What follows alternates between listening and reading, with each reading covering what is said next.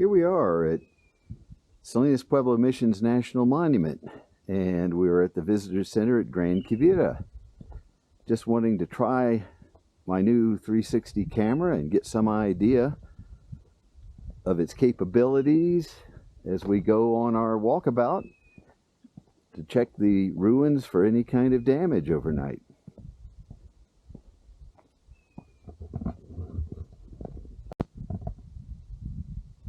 Here we are at the Central Plaza at Gran Quivira. This was the heart of the Puebloan community in its day.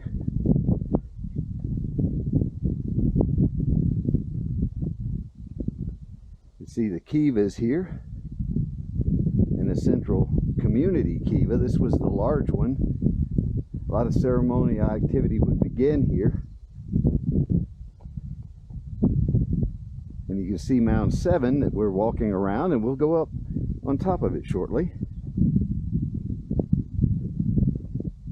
Beautiful views today. You can see Sierra Blanca in the distance, and Capitan, the Gallinas are here.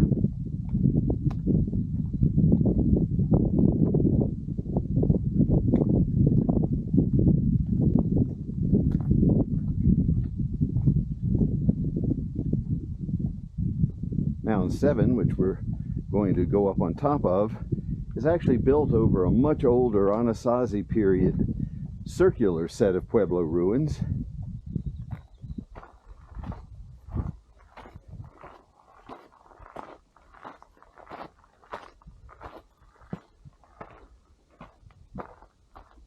The kiva that you see here with the forked supports was actually part of that original. And there were like 9 rings that went out around it.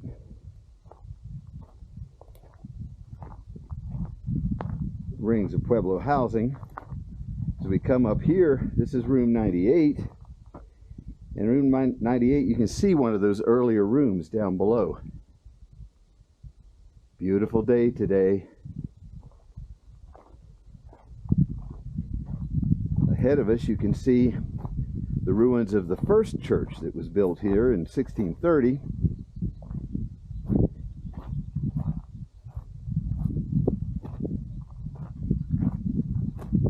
One of the interesting things as we look at these ruins, you can tell the rectangular rooms, but as we come over here, you'll notice that the construction is different.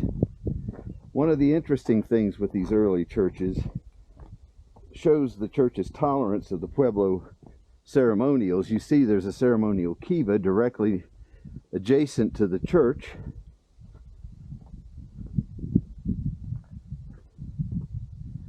But notice these ruins here are constructed differently with door openings and window openings.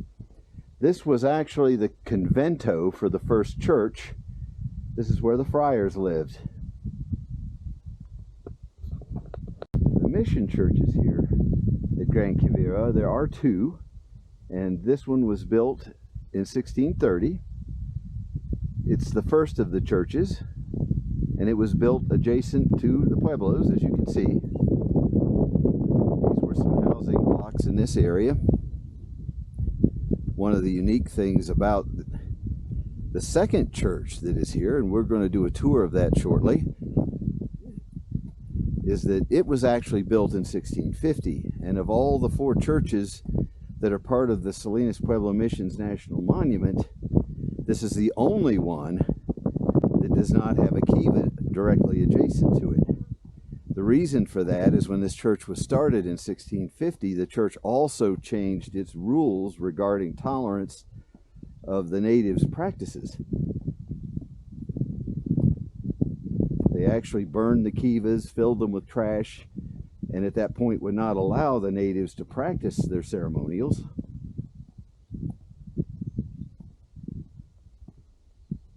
This led to some other interesting issues. This is the Mission Church San Buenaventura, and you see the huge wide open doorways here. This church faces east, and as we go in, you can see this is a typical church of this period.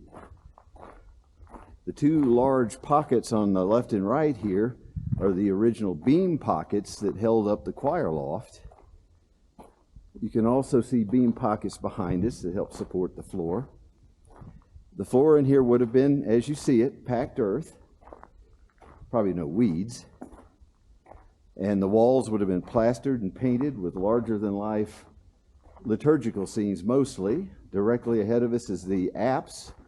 There you would have had the altar with the retabula, the statuary, and everything that would have gone with it.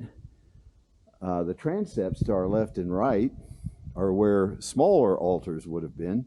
This layout is very similar to what you would have found in churches in Europe at the time. And like modern Catholic churches, to our left here, as we go towards the sacristy, this is where the priests would get ready for services. This is where they kept the altar cloths. This is where they kept the vestments for the different liturgical times of year. The sacristy here has a huge window pointing to the south, and they're beveled like that so that the doorways or the window doors could be opened completely. As we come out of the sacristy, now we're going to go into this section here of the convento. This hallway, or this area we're in now, would have been, had a roof on it. This room is listed as unknown in use, but I personally have a philosophy about this. If you look at the spacing of the beam pockets, the fact there's no windows and only one door, I think this was the secure storeroom that was used by the friars to store their wines and other precious material, blankets and such, that would have been taken from the natives as part of their tribute. Simple way of saying taxes. This would have been covered here, and if you go to the mission churches at Abo and Quirai, they also have a central courtyard like this. It was open to the air like this one, but notice there's no kiva. So this would have been a meditation garden or something of that nature.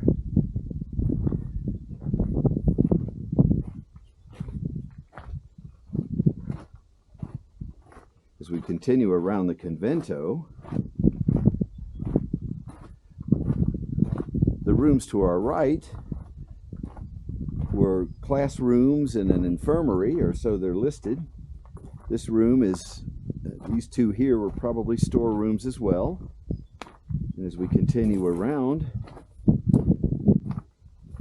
we'll come up on the rear entrance, and these outer walls would have been much higher.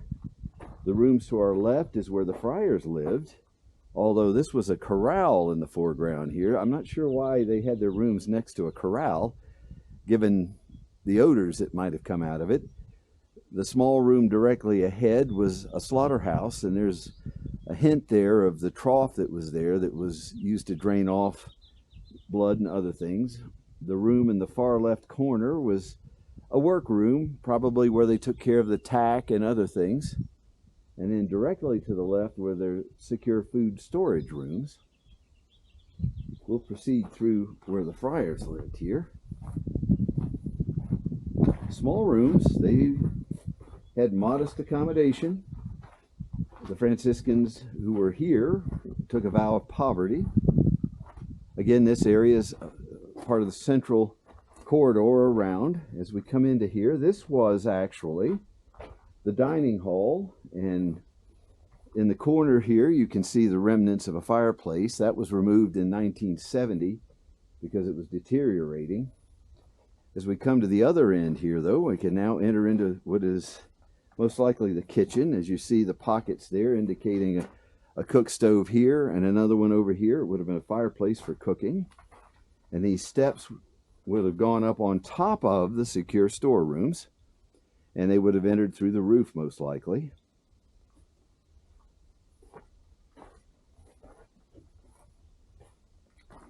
These churches would have been as much intimidating as impressive to the natives that lived here.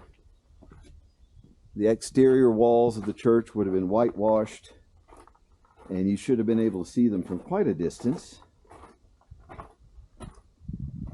This room is where the porters and such lived. There would have been 6 to 8 porters in this room. These were converted Puebloans that assisted the friars with a variety of things. They would have helped with church services, they would have helped maintain the church and the grounds around it, along with other things. And as we come around here, this is where the staircase was that led up to the choir loft, and no doubt this would have been used as the friar's office for conducting church business. And as we come through this area, we come out into what is known as the portaria. The portaria here is effectively a waiting room. You sort of see the benches that are sitting here. And this is where the natives would have sat to wait for an audience with the friar. This concludes this tour of San Buenaventura.